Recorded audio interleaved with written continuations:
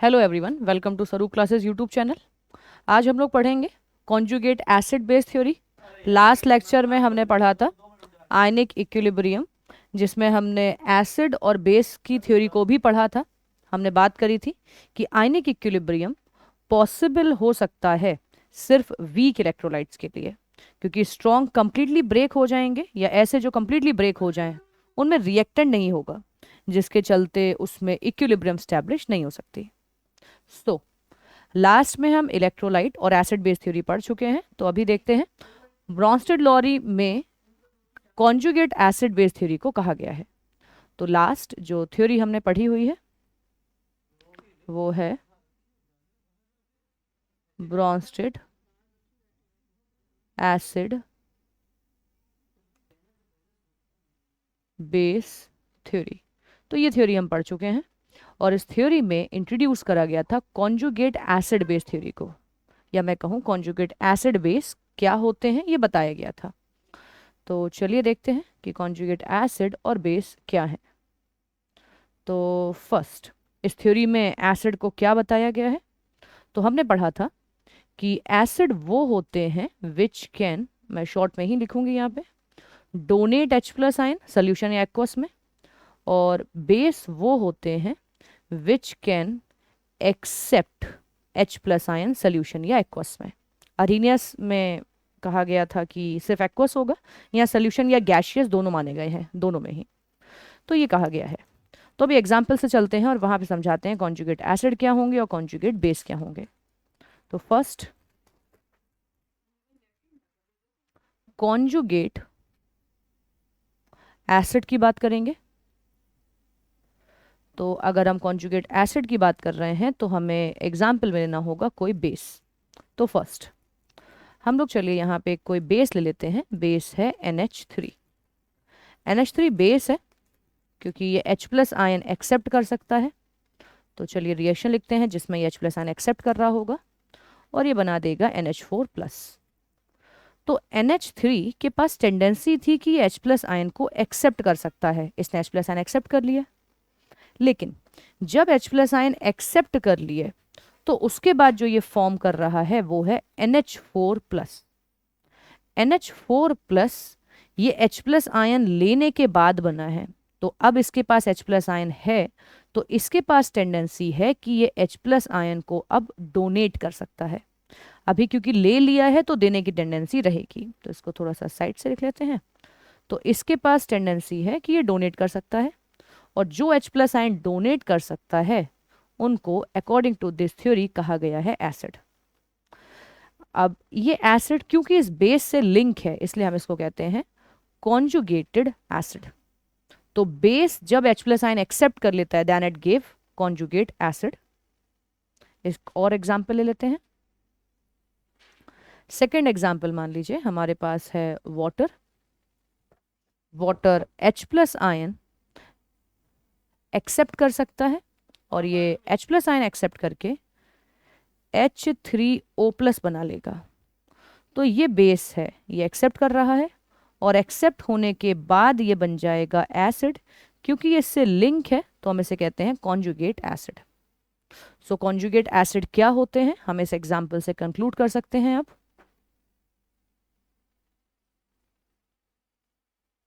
तो conjugate acid वो हैं जो H प्लस आयन ऐड करने के बाद बनते हैं। तो अगर हमें कॉन्जुगेट एसिड फॉर्म करना है तो इसके लिए हम शॉर्ट एक कहें, ट्रिक कह दें या एक शॉर्टकट कह दें, तो वो ये है कि हम कहेंगे कि आप ऐड कर दीजिए H प्लस आयन को। कनेक्ट भी है तो आप जल्दी से इस बात को याद भी कर पाएंगे कि कॉन्जुगेट एसिड के लिए ऐड H प्लस आयन, तो एसिड के लिए add H plus ion. Second देखते हैं कॉन्जुगेट बेस के लिए। सो फॉर कॉन्जुगेट बेस क्या होगा, जस्ट इसका रिवर्स। तो कॉन्जुगेट बेस है तो मैं एक एसिड का एग्जांपल लेके चलती हूँ। तो अगर मैंने एसिड लिया है HCl, ये डोनेट करेगा H प्लस आयन को और यहाँ पे रिलीज कर देगा Cl माइनस। तो H प्लस और Cl माइनस दो रहेंगे। ये एसिड था, इसने इलेक्ट्रॉन H प्लस आयन दे दिया अब जो Cl बना है उसके पास टेंडेंसी होगी कि ये H+ आयन को एक्सेप्ट कर सके। इसने डोनेट करा था, ये एक्सेप्ट कर सकता है, जिसके चलते इसे आप कहेंगे बेस। तो एसिड दे सकता है और बेस ले सकता है, लेकिन ये बेस इस एसिड से लिंक है, तो आप इसे कहेंगे कॉन्जुगेट एसिड बेस। तो कैसे रहेंगे यहाँ पे, हमने एसिड एक लिया, उसने H+ आयन देने के अलावा जो आयन बनाया है आप उसे कहेंगे कॉन्जुगेट बेस, क्योंकि अब उसके पास टेंडेंसी है कि वो H+ आयन एक्सेप्ट कर सकता है। चलिए किसी और को देख लेते हैं।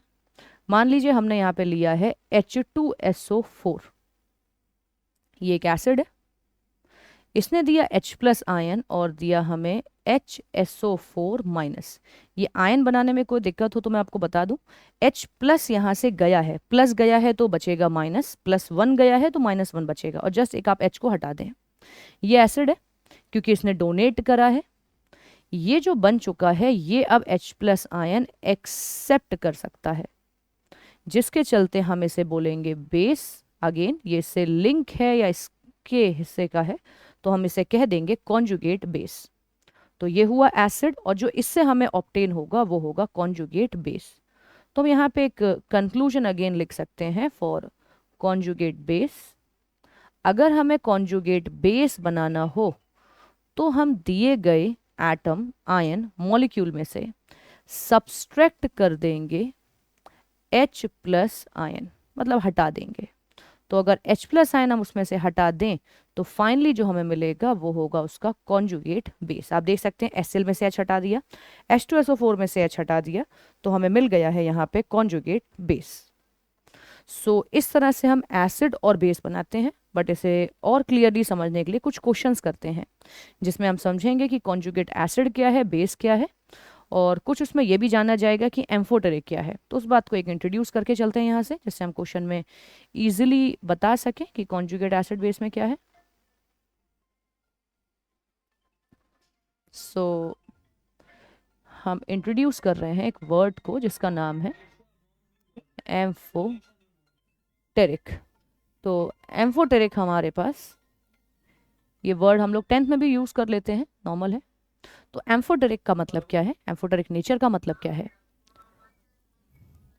तो एम्फोटेरिक जो हमारे पास है उसका कहने का मतलब क्या है, एम्फोटेरिक वो होते हैं जो एसिड की तरह भी बिहेव कर सकते हैं एंड बेस की तरह भी। मतलब which can behave like acid and base, which can behave like both।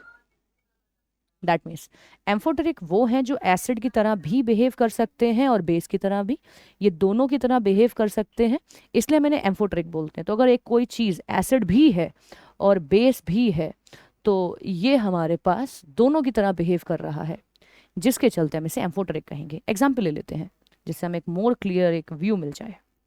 तो दोनों की तरह यहाँ पे बिहेव करने में क्या एग्जाम्पल ले सकते हैं, तो चलिए लेते हैं SO4-। ये वही सल्फेट आयन है, मतलब मैं कहूँगी बाई सल्फेट आयन है, जो भी पीछे हमने H2SO4 से बनाया है, बट इसको हम लोग देखते हैं। तो HSO4 फर्स्ट पॉइंट, हम इसको एसिड की तरह एक्ट करवाते हैं तो ये H+ आयन दे देगा, और जो बचेगा वो होगा SO4-।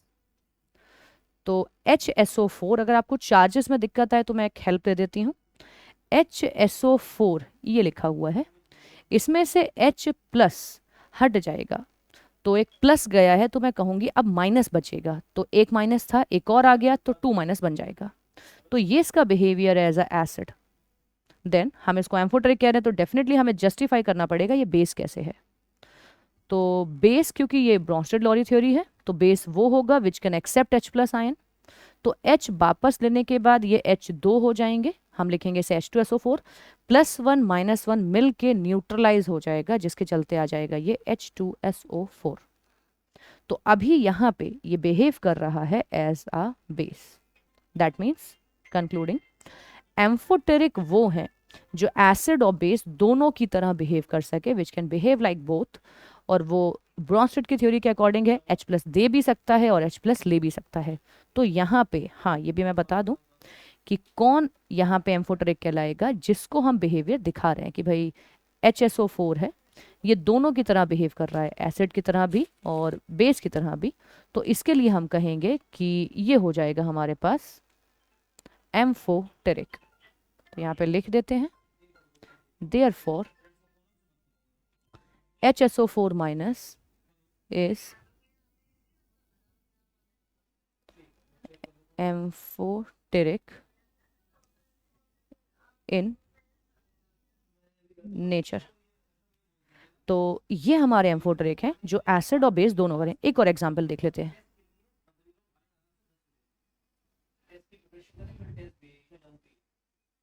तो एक और एग्जांपल देख लेते हैं। तो एग्जांपल में मैं फॉस्फोरिक एसिड का एक आयन ले रही हूँ। आयन है H2PO4 माइनस।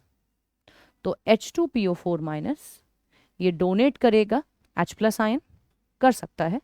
और अगेन मैं आपको फिर से कहूंगी H प्लस जा रहा है, तो यहाँ पे जो प्लस एक गया है तो माइनस बचेगा, और माइनस ऑलरेडी एक है, जिसके चलते बनाएगा PO4 2 माइनस। और हाँ एक H गया तो एक H बचा रहेगा। देन यहाँ पे H डोनेट हुआ है, that means it's behaving like acid. दूसरा, जब ये H2PO4 है तो मुझे जस्टिफाई करना है कि ये बेस भी है at the same time. Base वो होते हैं जो H प्लस आयन एक्सेप्ट कर लें।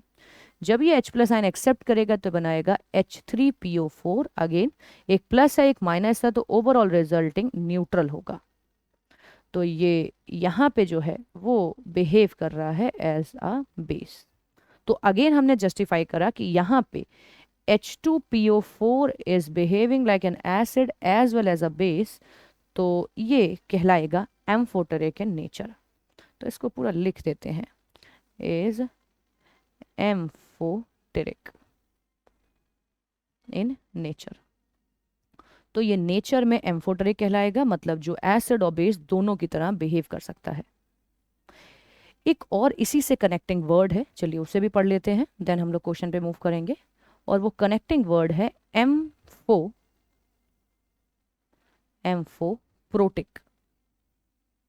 तो एक है एम्फोटेरिक जो हमने यहाँ पे देखा ये, तो इसी से कनेक्टिंग वर्ड है एम्फोप्रोटिक। तो एम्फोप्रोटिक क्या होते हैं, चलिए देखते हैं। तो फर्स्ट एम्फोटेरिक तो था जो एसिड भी है जो बेस भी है। तो एम्फोप्रोटिक, यहाँ पे वर्ड प्रोटिक दैट मीन्स ये H प्लस आयन से कुछ कनेक्ट कर रहा है। तो H प्लस आयन को हम प्रोटॉन कहते हैं, क्योंकि वहाँ पे एक ही प्रोटॉन होता है, ना इलेक्ट्रॉन होता है ना कोई न्यूट्रॉन होता है। तो मैं कहना चाहूँगी एम्फोप्रोटिक वो होते हैं which can donate as well as accept H plus ion, जो H प्लस आयन दे भी सकते हैं और ले भी सकते हैं।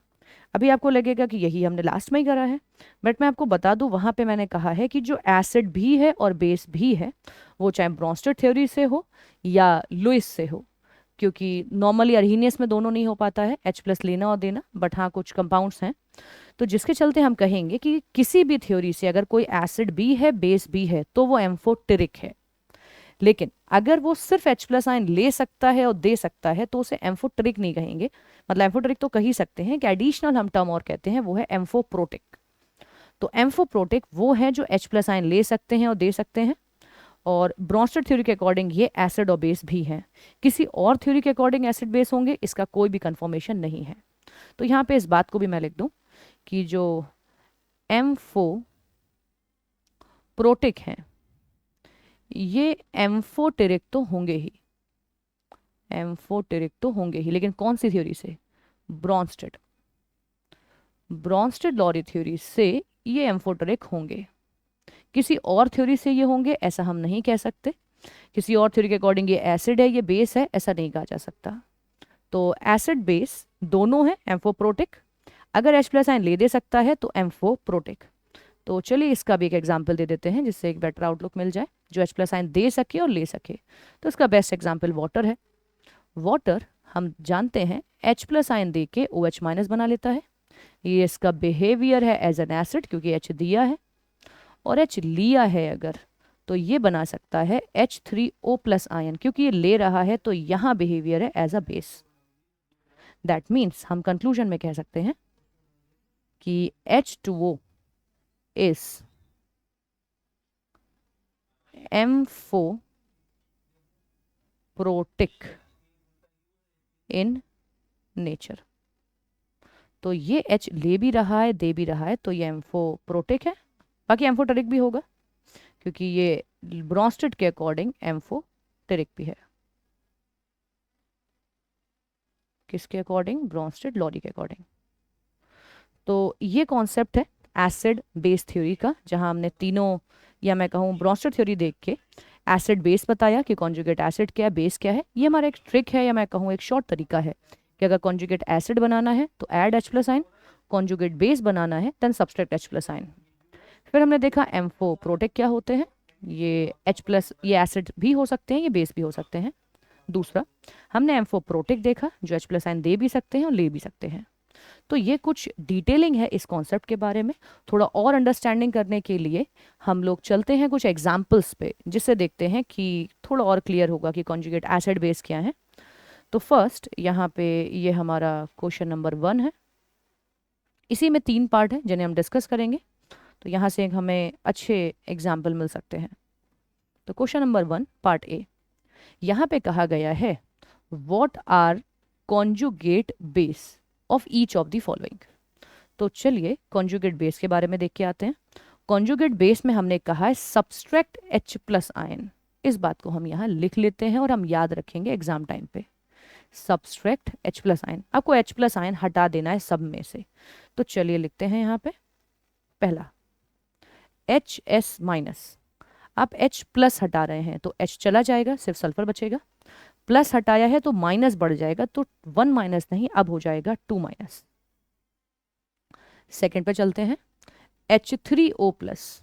H3O प्लस में से H हटाना है। अगर आपने H हटा दिया तो 3 से 2 रह जाएंगे, और प्लस है और H प्लस जा रहा है, प्लस गया है तो माइनस आएगा, जिसके चलते ये अब न्यूट्रल हो जाएगा। इस बात को मैं थोड़ा और क्लियर कर देती हूँ। +1 का चार्ज है और एक H प्लस यहाँ से गया है, उसको मैं चलिए लिख भी देती हूँ यहाँ पे। ये H प्लस दे देगा, ये H प्लस मतलब यहाँ से हमने हटाया है। तो जो H हटा रहे हैं, एक H चला जा रहा है, दैट मीन्स एक एसिड की तरह बिहेव कर रहा है, सब में से H निकल रहा है। और इसमें चार्ज समझाऊं अगर मैं आपको, तो +1 है पहले से, और क्योंकि प्लस गया है इसकी वजह से -1 और आ जाएगा, और अब न्यूट्रल हो जाएगा ये पूरा मॉलिक्यूल। अगर आप आज पूरा एक चार्ज का बेस जानते हैं तो कोई दिक्कत नहीं है, हम नेक्स्ट पे मूव कर लेंगे। नेक्स्ट पे चलते हैं। नेक्स्ट लिखा है H2PO4 माइनस। तो H2PO4 माइनस थोड़ा साइड से लिख लेते हैं। H2PO4 minus, again same conjugate base बनाना है, तो कॉन्जुगेट बेस मतलब आपको H हटाना होगा। ये बन जाएगा HPO4, मैंने H हटा दिया है। चार्जेस के बारे में बात करते हैं।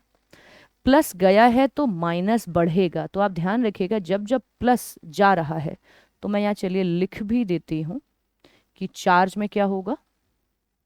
चार्ज में आएगा, जो भी चार्ज हो उसमें आप -1 को जोड़ दीजिएगा, आपको अपना आंसर मिलता जाएगा।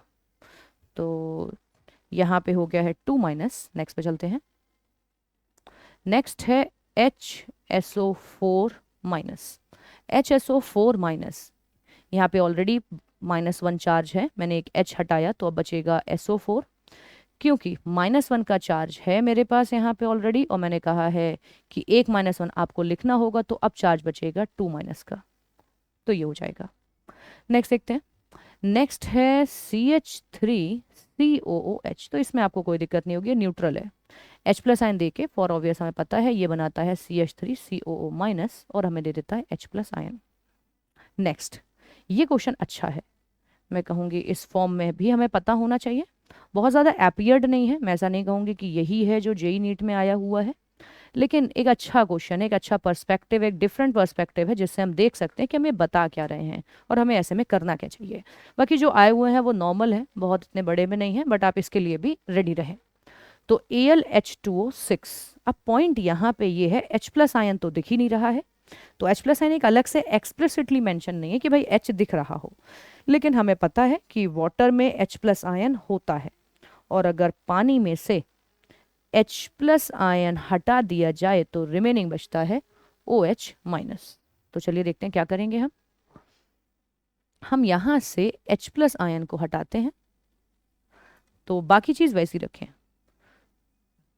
H2 देखिए, एक ही H2 को तोड़ा गया तो 5 तो वैसे ही रहेंगे, एक का H चला गया है तो OH यहाँ पे बरकरार रहेगा, लेकिन OH माइनस आएगा, तो जो चार्ज है उसमें आप जब -1 करेंगे तो आपको रिजल्टिंग चार्ज मिलेगा 2 प्लस का, और एक H प्लस आयन जा चुका है।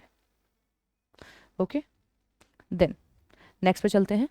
नेक्स्ट एक और इस पार्ट में दिया गया है और वो है H2SO4। इसे हम लोग ने अभी एग्जाम्पल के दौरान कर लिया था। जब ये H प्लस आयन देगा तो न्यूट्रल है, और एक प्लस गया है तो माइनस रह जाएगा इसके ऊपर। तो ये इसके आंसर्स हैं कि ये हैं जो बनने वाले हैं, और इनको हम बोलेंगे कॉन्जुगेट बेस। तो सारे कॉन्जुगेट बेस को मैं अंडरलाइन कर रही हूँ, ये सभी जितने भी अंडरलाइन पोर्शन में हैं ये सब के सब कॉन्जुगेट बेस हैं। मैंने इन्हें बनाया है H प्लस आयन हटाने के बाद। तो ये हुआ फर्स्ट क्वेश्चन का पार्ट ए। चलिए सेकंड पार्ट के पास चलते हैं। हम चलेंगे सेकंड पार्ट पे, फर्स्ट क्वेश्चन पार्ट बी। तो ये क्वेश्चन 1 चल रहा है, इसके पार्ट बी को डिस्कस करते हैं। बी में कहा गया है कॉन्जुगेट एसिड। तो चलिए फिर से रिकॉल करके आते हैं। जब कॉन्जुगेट एसिड था तो यहाँ कहा था कि H प्लस आयन ऐड कर दो, एसिड भी A से है और ऐड भी A से है, तो आप ऐसे कुछ रिकॉल रख सकते हैं। तो कॉन्जुगेट एसिड का मतलब है ऐड H प्लस आयन, तो आपको H प्लस आयन को जोड़ना होगा, क्योंकि आप H प्लस आयन जोड़ रहे हैं, अभी तो जा रहा था प्लस आया है, तो जो भी चार्ज उस पर पहले से था वो, और आपको उस चार्ज में ऐड कराए +1, तो +1 एक ऐड हो जाएगा, तो जितना भी चार्ज है उसमें 1 को आप ऐड कर दीजिए, ये आपका टोटल होगा। चलिए अप्लाई करके बताते हैं, अगर कोई कंफ्यूजन यहाँ पे लग रहा हो तो। पहला है OH माइनस। OH माइनस में हमें H को ऐड करना है, ध्यान रखिए, तो +1 -1 मिलके हो जाएगा H2O। Second HCO3 minus, H plus के साथ आएगा और ये हो जाएगा H2CO3, H2CO3 +1 -1। तीसरा HPO4 2-, इसके पास H प्लस आयन आएगा। अब देखिए एक H है, दूसरा आया तो H2 लिखना पड़ेगा, एक -2 पहले से है, +1 आया तो चार्ज बनेगा -1 का, तो ये रहा चार्ज। तो चार्ज के साथ भी बहुत ध्यान रखिए, चार्ज गलत करेंगे तो कॉन्जुगेट एसिड या बेस सही नहीं माना जाएगा। CH3NH2 मेथाइलामीन, इसमें हम H प्लस आयन ऐड करेंगे तो ये हो जाएगा CH3NH3, और क्योंकि हमने प्लस करा है तो न्यूट्रल ने +1 दे देगा। Fifth carbonate ion, carbonate ion में आप H प्लस लिखेंगे तो HCO3 हो जाएगा, -1 +1 मिला के हो जाएगा -1। अगला CH3COOH, ये आपको थोड़ा सा अनयूजुअल सा लगेगा, बट हम इसमें H ऐड कर देंगे, COOH2 प्लस लेके आया है तो यहाँ पे एक हमें प्लस भी मिल जाएगा। देन सेवेंथ पे चलते हैं। सेवेंथ है NH2-, NH2- में एक H जोड़ना होगा तो लिख भी देते हैं। जब आप इसमें एक H जोड़ेंगे तो ये बन जाएगा NH3, -1 +1 न्यूट्रलाइज हो जाएगा। अगला और इस पार्ट का last part HCOO-, formic acid का हिस्सा, इसमें आप H जोड़ेंगे तो ये फॉर्मिक एसिड जो आपने रेड आंट में सुना होगा, और इसको हम मिथेनॉइक भी कहते हैं, तो ये एसिड फॉर्म हो जाएगा। तो ये जितने भी हमने अभी आयन या मॉलिक्यूल बनाए हैं इनको बोला जाएगा कॉन्जुगेट एसिड। तो ये आपके आंसर हैं, इनको कॉन्जुगेट एसिड बोला जाएगा। ओके, नेक्स्ट एक सी पार्ट और देख लेते हैं। यहाँ पे कहा जा रहा है, जो हमारा फर्स्ट क्वेश्चन था, इस क्वेश्चन का सी पार्ट, तो इस सी पार्ट में कह रहे हैं कि which of the following behave as Bronsted acid as well as base. तो इसके लिए हमने वर्ड देखा, इसे हम एम्फोटेरिक कहते हैं, एम्फोटेरिक। और क्योंकि ब्रोस्टेड है तो एम्फोप्रोटिक भी कह सकते हैं, दोनों एक ही है ब्रोस्टेड थ्योरी के अकॉर्डिंग बस। तो अभी सी वाले में कहा गया दोनों की तरह कौन बिहेव करेगा, तो आप क्या देखेंगे? अगर आपको देखना है कि दोनों की तरह कौन बिहेव कर सकता है, तो एसिड के लिए हमें देखना होगा कि वो डोनेट कर देगा H+ आयन, और बेस के लिए हमें देखना होगा कि वो एक्सेप्ट कर लेगा H+ आयन। टेंडेंसी होनी चाहिए, H+ देखिए कुछ लेके नहीं आ रहा है, कोई इलेक्ट्रॉन है ही नहीं। एक्सेप्ट करने का मतलब है उसके पास कुछ देने को होना चाहिए, वो लोन पेयर या इलेक्ट्रॉन्स होंगे। तो चलिए देखते हैं। फर्स्ट H2O मैं आपको एग्जाम्पल में वहाँ पे बता चुकी हूँ कि H2O H दे के OH- बना लेगा, और H लेने के बाद जब ये H+ आयन ले लेता है तो ये बना देता है H3O+ आयन। तो ये दोनों की तरह बिहेव कर सकता है, तो ये हो जाएगा हमारा दोनों की तरह बिहेवियर, एम्फोटेरिक और या एम्फोप्रोटिक। सेकंड, तो इसमें लिख देते हैं, ये हो जाएगा बोथ। अगला HCO3-, तो H3O3-, यहाँ पे CO3-, अगर आप इसे दे दें तो ये बन जाएगा HCO3 कार्बोनिक एसिड। क्योंकि इस वाले फॉर्म में अभी H दिख रहा है तो वो चला जाएगा, और माइनस प्लस चला गया तो माइनस दे के जाएगा, तो ये भी बिहेव कर सकता है एज बोथ। नेक्स्ट H2SO4, अब यहाँ पे H+ आयन लेना संभव नहीं है। आप कहें क्यों, हम क्यों नहीं पिछले बार की तरह प्लस लिख के लिख सकते हैं? तो रीज़न है, यहाँ पे सल्फर के पास कुछ है नहीं देने के लिए। सल्फर के वैलेंस इलेक्ट्रॉन 6 होते हैं, 6 के 6 वो दे चुका है, शेयर हो चुका है, तो अब इसके पास कुछ नहीं है कि ये दे सके। तो यहाँ पे ये तो 0 लेके तो कह रहा है मैं खाली हाथ आ रहा हूँ, आपको इलेक्ट्रॉन दोनों देने होंगे, और इसके पास कुछ भी नहीं है, और आप ये नहीं कह सकते हम O पे लगा लेते हैं। तो यहाँ पे ये H+ आयन नहीं ले सकता, दे तो सकता है, ले नहीं सकता। तो एसिड तो है पर बेस नहीं है, जिसके चलते ऐसा नहीं होगा। Fourth H3PO4, same with this, ये भी अपना मैक्स चार्ज प्लस का 5 लिए बैठा हुआ है, इसके पास 5 ही वैलेंस इलेक्ट्रॉन थे, वो पहले ही दान कर चुका है, तो अब कुछ नहीं है देने के लिए, तो इसके चलते ये भी बिहेव नहीं कर सकता। लास्ट है HS-, ये अच्छा लग रहा है, तो इसमें H देंगे तो बन जाएगा H2S, और ये जब H देगा तो इसे चलिए अलग से लिख देते हैं, जब ये H देगा तो ये बना देगा S2-, तो ये बिहेव कर सकता है एज बोथ। तो यहाँ पे आंसर कौन कौन से हो जाएंगे, चलिए मार्क करते हैं, 1, 2 और 3। ये नहीं कर सकता, ये नहीं कर सकता। तो ये था हमारा एसिड बेस कॉन्सेप्ट जो हमने देखा, यहाँ पे ब्रोंस्टेड थ्योरी में आता है, और इससे हम लोग बता सकते हैं कि कौन ब्रोंस्टेड एसिड है, कौन ब्रोंस्टेड बेस है, कॉन्जुगेट एसिड क्या है, कॉन्जुगेट एसिड बेस क्या है, और एम्फोटेरिक और एम्फोप्रोटिक को भी हमने इंट्रोड्यूस करा। नेक्स्ट लेक्चर में मूव करेंगे हम लोग वीक इलेक्ट्रोलाइट, जिनकी हमने बात करी थी कि उनमें आयनिक इक्विलिब्रियम होता है। तो सबसे हमारा एक यूजुअल नॉर्मल वीक इलेक्ट्रोलाइट है वाटर, तो वाटर एक वीक इलेक्ट्रोलाइट है, तो इस पे बात करेंगे आयनिक इक्विलिब्रियम की, कि इसका क्या आयनिक प्रोडक्ट है, कैसा ये होता है, और जिस पे पीएच को भी डिफाइन करा गया है। तो मिलते हैं नेक्स्ट लेक्चर के साथ। Thank you for watching.